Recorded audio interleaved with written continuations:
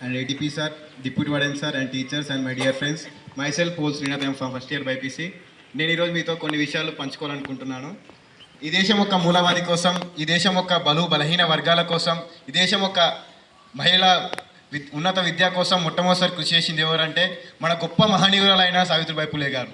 సావిత్రిబాయి పూలే గారు 1831 మహారాష్ట్రలోని నిరుపేద కుటుంబంలో జన్మించి ఆనాటి సాంప్రదాయాల ప్రకారం గొప్ప మహనీయులైన జ్యోతిరావు పూలే గారిని బాల్య వివాహం చేసుకుంది. అసలు ఆడవాళ్లకు చదివేందుకు అని ఆ రోజుల్లో ఒక ఆడపిల్ల ఇంటికి మాత్రమే పరిమితం అని ఆ రోజుల్లో మన గొప్ప మహనీయులు జ్యోతిరావు పూలే గారు సావిత్రిబాయి పూలే గారికి విద్యా బోధన అందించారు.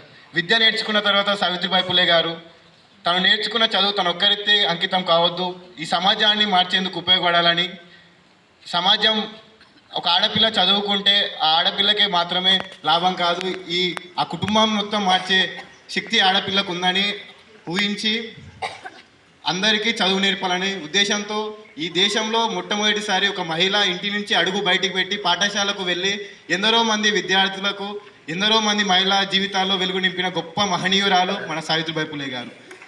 అలాగే ఎన్నో బాల్య వివాహాలను కూడా ఆపి ఎందరో మంది మహిళా జీవితాలను తీర్చిదిద్దిన గొప్ప మహనీయురాలు. మనం ఇప్పుడు చూసుకుంటే ఈరోజు మనం ఇక్కడ మన వేదికపై ఉన్న మహిళా టీచర్లు అందరూ ఈరోజు మనకు ఇంత గొప్పగా చదువు చెప్తూ ఈ స్థాయిలో వాళ్ళు ఉన్నారంటే ఆనాడు చేసిన గొప్ప మహనీయురాలు కృషి ఎంతో ఉన్నది. దాంతోపాటు తను ఆఖరికి తుది శ్వాస విడిచేంత వరకు సమాజం మేలు కోసం, సమాజ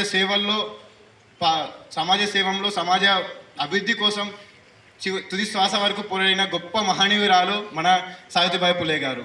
అలాగే గొప్ప మహనీయులైన జ్యోతిరావు పూలే గారిని, మహనీయురాలైన సావిత్రిబాయి పూలే గారిని ప్రతిరోజు మనం స్మరిస్తూ వాళ్ళ అడుగు జాడల్లో నడిచి మన దేశాన్ని ఉన్నతమైన స్థాయిలో నిలబెట్టాలని మనస్ఫూర్తిగా కోరుకుంటూ ఈ అవకాశం ఇచ్చిన టీచర్స్కి అందరికీ నా ఉదయపూర్వక ధన్యవాదాలు. జై హింద్.